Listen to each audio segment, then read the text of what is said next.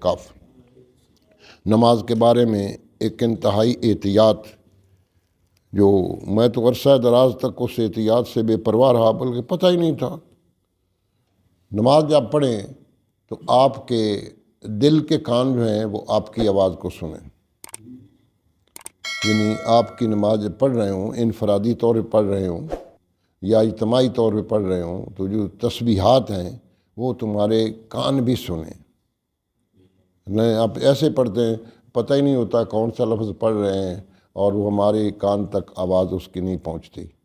یہ ضروری ہے، یہ قرآن کا فیصلہ ہے، ہاں، کہ قرآن نماز کو اس انداز میں پڑھو، نہ بہت اونچی پڑھو نہ بہت انتہائی ایسا پڑھو کہ تم اس کو سن بھی نہ سکو۔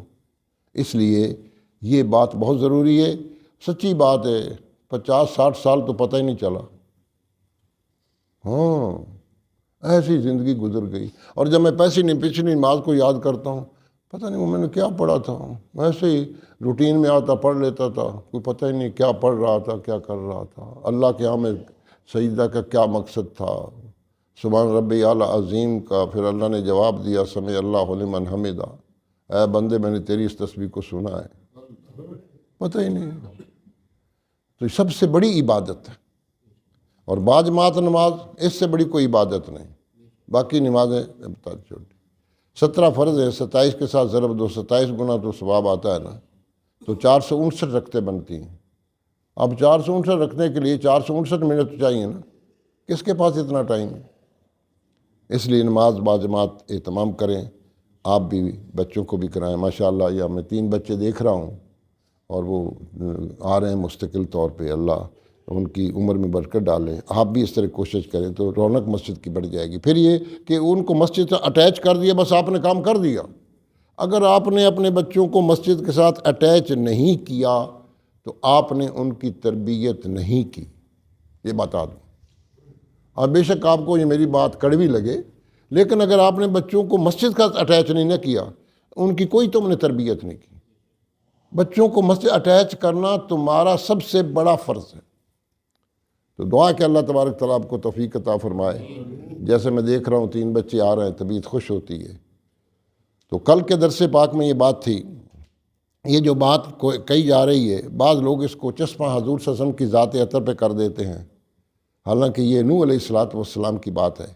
حضور صلی اللہ علیہ وسلم کے متعلق بھی یہ الفاظ آئے ہیں، لیکن صورت آراف میں آئے، اس کا پس منظر اور تھا، اس کا پس منظر اور ہے۔ تو اس پس منظر میں انشاءاللہ بات کریں گے۔ اب جب انہوں نے کہا کہ بھئی تم بڑی عجیب و غریب قوم ہو، کہ تم اتنے جاہل ہو گئے ہو، تم بات کا پتہ، میں ان کو کیسے چھوڑ دوں؟ یہ میرے پاس جو اللہ نے بندے بھیجے ہیں جو میری تعلیمات پر عمل کرتے ہیں، ان کو کیسے چھوڑ دوں؟ تم بڑے جاہل لوگ ہو، تم مجھ سے یہ مطالبہ کرتے ہو کہ میں ان کو چھوڑ دوں؟ یہ میرے بس کی بات نہیں ہے۔ اب اس کی مزید تشریح کیا فرما رہے ہیں اللہ تعالیٰ اپنی زبان میں، نوح علیہ السلام کی زبان سے، وا یا قوم، اے میری قوم، میں ینصر من اللہ، میری اللہ کے ساتھ کون مدد کرے گا؟ ان ترکتہم، اگر میں ان کو چھوڑ دوں، یہ جو میرے پاس ایمان لے آئیں ان کو میں چھوڑ دوں تو پھر بتاؤ پھر اللہ میری کیسے مدد کرے گا؟ پھر تو اللہ مجھ سے ناراض ہو جائے گا، میں ان کو کیوں چھوڑ سکتا ہوں؟ اللہ افلا تذکرون، اوے اب بھی تم نہیں سمجھے ہو؟ اتنی بڑی بات ہے قوم تم سے کر رہا ہوں کہ جو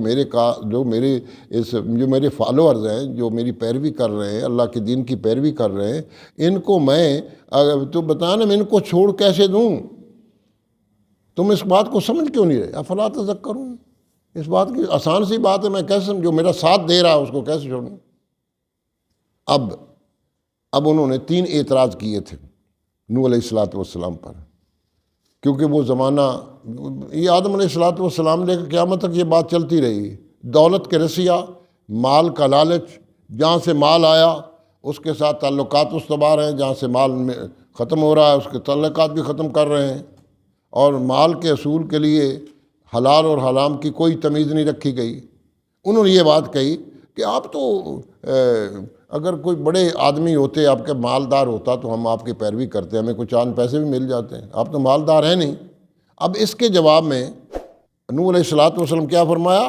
وَلَا أَقُولُ لَكُمْ عِنْدِي خَزَائِنُ اللَّهِ، میں کب کہتا ہوں کہ میرے پاس اللہ کے خزانے، میں کوئی دعویٰ کرتا ہوں؟ تم مجھ سے خزانے طلب کرتے ہیں، میں نے یہ کوئی دعویٰ کیا ہے کہ میرے پاس اللہ کے خزانے ہیں؟ میں نے دعویٰ ہی نہیں کیا۔ اللہ کی مرضی جتنی عطا فرما دے، اور وہ اپنے نبیوں کو پھر سب سے زیادہ عطا فرماتا ہے۔ اور پھر جو امام الانبیاء ہیں ان کی تو کیا بات، وہ زمین خزانوں کی چابیاں ان کے ہاتھ میں دے دی گئیں، اور فرمایا اگر میں چاہتا تھا یہ چاہوں تو پہاڑ سونے کے بن جائے، لیکن میں اس بات کو پسند نہیں کرتا۔ اس کا جواب دے، بلا اقول لکم عندی خزائن اللہ ہے، کہ میرے پاس کوئی خزانے میں نے کبھی دعویٰ کیا ہے؟ ان کا دعویٰ ہے اور ہم نے چسپاں کر دیا، ان کے پاس کچھ بھی نہیں ہے۔ دیکھو نا، قرآن تو ہے ایسا واضح بیان کرتا ہے کہ اس میں کسی قسم کا کوئی شک و شبہ نہیں رہ جاتا۔ ولا اقول لکم عندی خزائن اللہ ولا اعلم الغیب، اور میں نے کب کہا ہے کہ میں غیب جانتا ہوں؟ یہ آپ اپنی صفائی پیش کر رہے ہیں۔ اللہ مجھے بتاتا ہے تو آپ کو بتا دیتا ہوں۔ میں کب کہتا ہوں کہ میرے پاس خود غیب ہے؟ اور یاد رکھیں، جو بھی غیب ہے جو اللہ نے عطا فرمایا ہے تمام انبیاء کو، وہ اللہ نے ان کو بتایا ہے، ان کا ذاتی نہیں، عطائی غیب ہے۔ اور عطائی غیب کی کیا بات ہے؟ پھر حضور صلی اللہ علیہ وسلم نے بتا دیا قیامت تک کیا ہونا ہے، قبر میں تمہارے ساتھ کیا ہونا ہے، پولیس رات میں کیا ہوگا۔ یہ سب اللہ نے ان کو باتیں بتائی ہیں کہ تم مجھ سے غیب کی باتیں پوچھتے ہو کہ میرے پاس غیب میں واقول انی لکم، اور پھر تم یہ کہتے ہو کہ میں تم جیسا بشر ہوں، کبھی میں نے کہا کہ میں فرشتہ ہوں؟ تم یہ اعتراض کیا تھا کہ تمہارے پاس خزانے نہیں، دوسرا ہے کہ تمہارے جو ارد گرد لوگ ہیں نا وہ بڑے مطلب غریب غربا لوگ ہیں، ان کو بعض لگا کمینے کا، میں تو کمینے کے لفظ سے ویسے ہی شرمسار ہوتا ہوں، حالانکہ لوگ کو لکھا ہے، میں نہیں ان کو نہیں کہتے، ان کو حقیر جانتے ہو، ان کو تم یہ سمجھتے ہو غریب غربا ہیں، مسکین لوگ ہیں۔ یہ بات تو مجھے اچھی لگتی ہے، ہاں جی۔ اور میں کب کہتا ہوں کہ تم کہتے ہو تم ہمارے جیسے بشر ہو؟ میں نے کب دعویٰ کیا ہے؟ بشر تو ہوں، لیکن ولا اقول ملک، میں فرشتہ تو نہیں ہوں۔ ولا اقول للذین تزرع اعینکم، اور یہ لوگ جو تمہاری نظروں میں تمہیں چھوٹے نظر آتے ہیں، لن یؤتہم اللہ خیرا، لن یؤتیہم اللہ خیرا، کہ اللہ ان کو کوئی اجر نہیں دے گا، یہ تم مجھ سے باتیں کرتے ہو؟ یہ تمہارے شبہات ہیں جو میں تم سے دور کر رہا ہوں۔ نمبر ایک، میں دنیا دینے کے لیے نہیں آیا، میں تو دین دینے کے لیے آیا ہوں۔ دوسری بات، جو میرے ارد گرد لوگ ہیں وہ اگر وہ غریب اور مسکین لوگ ہیں تو یہ اللہ تبارک و تعالیٰ کو ان پر رحم فرمایا، ان کو آپ سے پہلے، کیونکہ یہ ہوتا ہے نا سرداری اور جگیرداری اور یہ پیسہ، یہ اپنے آپ کو بڑا، یہ انسان کو بہت خراب کرتا ہے۔ یہ دین کی باتوں کو سیکھنے میں بڑا تردد کرتا ہے، اور یہ باتیں مولا علیہ الصلوۃ والسلام کی باتیں حضور صلی اللہ علیہ وسلم کو بتائی جا رہی ہیں کہ آپ سے کہتے ہیں، یہ ارد گرد شعیب رومی بیٹھے ہوئے ہیں، یہ بلال حبشی رضی اللہ تعالیٰ بیٹھے ہوئے ہیں، یہ سلمان فارسی بیٹھے ہوئے ہیں، تو ہم کیسے آپ کے پاس آئیں؟ یہ تو مطلب ان کے پاس نہ پیسہ ہے، نہ دولت ہے، نہ یہ کوئی اتنے خاندانوں سے ان کا تعلق ہے۔ تو یہ در پردہ اللہ تبارک و تعالیٰ حضور صلی اللہ علیہ وسلم کی تشفی فرما رہے ہیں نوح علیہ الصلوۃ والسلام کی قوم کی نسبت سے۔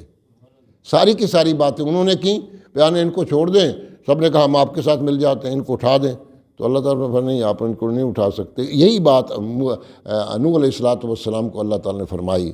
اور پھر یہ کہتے تھے کہ انہوں نے کہا کہ تمہیں کیا پتہ یہ لوگ جو آپ کے ساتھ ہیں ان کے اندر کتنا ایمان ہے؟ یہ بھی انہوں نے اعتراض کیا۔ تو اب اللہ اس کا جواب دے رہا ہے کہ یہ لوگ جو تمہاری نظروں میں تمہیں کم نظر آتے ہیں، لن یؤتیہم اللہ خیرا، ان کو کوئی اجر نہیں دے گا، تم کیوں کہتے ہو؟ مجھ سے پوچھتے ہو؟ مجھے بھی اللہ تبارک تعالیٰ جتنا علم دیا اس کے مطابق مجھے پتہ ہے۔ اب ان کی دل کی بات جو ہے وہ اللہ جانتا ہے، لہٰذا ظاہری صورت پر، ظاہری صورت کو دیکھ کر باطن کا بات آپ کو نہیں ہے، آپ جو فتویٰ لگائیں گے وہ ظاہری صورت پہ لگائیں گے۔ یہاں تک کہ حضور صلی اللہ علیہ وسلم کے ایک صحابی نے ایک کافر کو قتل کیا، تو وہ کہنے میں مسلمان ہوں، اسے کلمہ ہی پڑھا، بہت نہیں تو ایسے ہی کر رہا ہے، منافقت کر، تو حضور صلی اللہ علیہ وسلم پتہ چلا، آپ نے فرمایا تم نے ایسا کیوں کیا ہے؟ کیوں کیا ہے؟ جب وہ کہہ رہا ہے مسلمان ہوں۔ تو ایسی ہے یہ اسلام، ایسا ہے تاکہ دنیا میں امن رہے۔ یہ ساری امن کی بات ہو رہی ہے، سلامتی کی بات ہو رہی ہے، آپس میں ایک دوسرے کو معاف کرنے کی بات ہو رہی ہے۔ اسلام تو ایک حسین ترین مذہب ہے دنیا کا، تو ان کو اجر نہیں دے گا۔ اللہ عالم بما فی انفسہم، اللہ ان کو جانتا ہے کہ ان کے دلوں میں کیا ہے۔ وہ اس کا جواب دے رہے ہیں کہ تمہیں غیب کا پتہ ہے کہ نہیں؟ وہ کہ جی ان کے دلوں میں بات ہے وہ اللہ کو زیادہ پتہ ہے، اور مجھے یقین ہے کہ اللہ تبارک و تعالیٰ جو میرے ساتھ جڑ گئے ہیں اللہ تبارک ان کو بہت زیادہ اجر عطا فرمائے گا۔ تم جو ایسے مجھ سے یہ نہ کہو کہ میں اس کو یہاں سے اپنے مجلس سے اٹھا دوں، ان کو اپنے ارد گرد بیٹھنے نہ دوں، میں یہ بات نہیں کر سکتا۔ اور اس کا جواب کیا دیا؟ انی ذلہ لمن الظالمین، اگر میں ایسا کروں گا تو پھر تو اللہ مجھے پکڑ لے گا، پھر تو میں ظالموں میں سے ہو جاؤں گا۔ یہ تعلیم ہے جو نوح علیہ السلام نے اپنے قوم کو دی، اور ان کے شبہات کا ازالہ کیا، اور ان کے ہر شبے کا ان کو جواب دیا کہ دولت کی وجہ سے میرے پاس اگر آنا چاہتے ہو تو جواب ہے میرے پاس خزانے نہیں ہیں، اور اگر تم یہ چاہتے ہو کہ ان لوگوں کو ہٹا دوں، یہ اللہ تبارک و تعالیٰ کو پسند نہیں کہ میں ان کو ہٹا دوں، پھر اللہ تعالیٰ مجھے کیسے معاف کرے گا؟ پھر تو میں ظالموں میں سے ہو جاؤں گا۔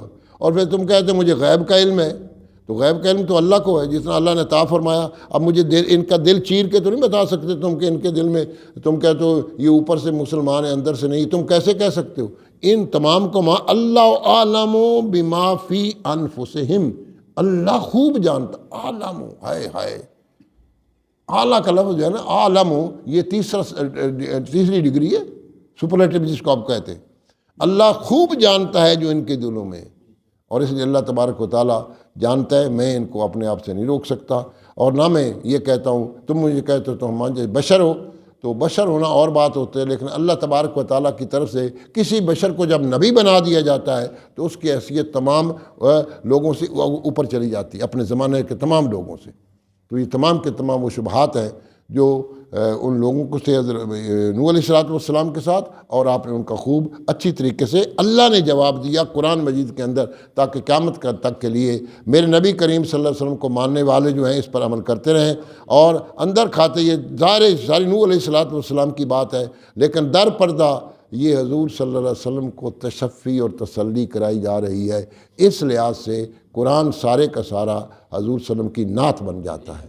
دعا ہے کہ اللہ تبارک و تعالیٰ جو کچھ پڑھا عمل کرنے کی توفیق عطا ہو۔ الصلاۃ والسلام علیکہ یا سیدی یا رسول اللہ، وسلم علیکہ وعلی آلکہ وصحبہ یا حبیب اللہ، الصلاۃ والسلام علیکہ یا شفیع المذنبین، وسلم علیکہ وعلی آلکہ وصحبہ یا رحمۃ للعالمین۔ اعوذ باللہ السمیع العلیم من الشیطان الرجیم، بسم اللہ الرحمن الرحیم۔ هو اللہ الذی لا الہ الا هو عالم الغیب والشہادہ هو الرحمن الرحیم۔ هو اللہ الذی لا الہ الا هو الملک القدوس السلام المؤمن المہیمن العزیز الجبار المتکبر، سبحان اللہ عما یشرکون۔ هو اللہ الخالق البارئ المصور، له الاسماء الحسنی، یسبح له ما فی السماوات والارض وهو العزیز الحکیم۔ اللہم صلی علی محمد وعلی آل محمد کما صلیت علی ابراہیم وعلی آل ابراہیم انک حمید مجید۔ اللہم بارک علی محمد وعلی آل محمد کما بارکت علی ابراہیم وعلی آل ابراہیم انک حمید مجید۔ السلام علیکہ ایھا النبی ورحمۃ اللہ وبرکاتہ۔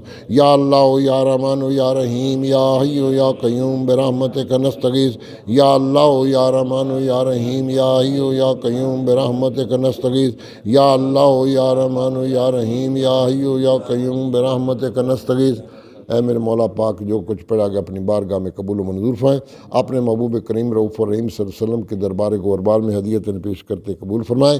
حضور صلی اللہ علیہ وآلہ وسلم کے صدقہ جمیلہ سے انبیاء السلام، صحابہ کرام، صحابیات، اہل بیت ازواج پاک، اولاد پاک، ان کے والدین کریمین طیبین کو، شہداء بدر، شہداء کربلا، شہداء اسلام رضی اللہ تعالیٰ اجمعین، علماء کرام، اولیاء العظام، جتنے لوگ یہاں بیٹھے ان کے جتنے رشتہ دار، اور خاص طور پہ ہمارے والدین جو دنیا سے جا کے چکے ہیں، ان کی قبر کو جنت کے باغوں میں سے باغ بنائیں، ٹھنڈا کریں، معطر فرمائیں، اور ان کی شان عطر میں جو ہم سے کوتاہی، غلطی، سستی، نافرمانی معاف فرما دیا ہے۔ پاکستان کو امن، سلامتی، خوشحالی کا گہوارہ بنائیں۔ جتنے بیمار ہیں سب کو شفائے عاجلہ کاملہ عطا ہو۔ بے گھروں کو گھر اور بے اولادوں کو اولاد نرینہ اور صالح اولاد عطا فرما، قرض داروں کے قرضے دور فرما دے یا الہی۔ یہ چند لوگ جو آپ کے قرآن کو سننے کے لیے، ان کو قرآن کی لگن لگا دے، قرآن کا عشق عطا فرما دے، قرآن کو پڑھنے سمجھنے عمل کرنے کی توفیق ہم سب کو عطا فرما دے، سب پہ کرم فرما، ان کی سب دلی مرادوں کو پورا فرما دے۔ آپ کے گھر میں آئیں اور فرشتوں کا نزول بھی آپ، ہمارا کتنا پروٹوکول ہے کہ ہم بیٹھتے ہیں تو اللہ فرشتے بھیج دیتے، اللہ اکبر، فرشتوں سے جاؤ بیٹھو، اور ان کی آمد سے ایک سکینت محفل پہ طاری ہو جاتی۔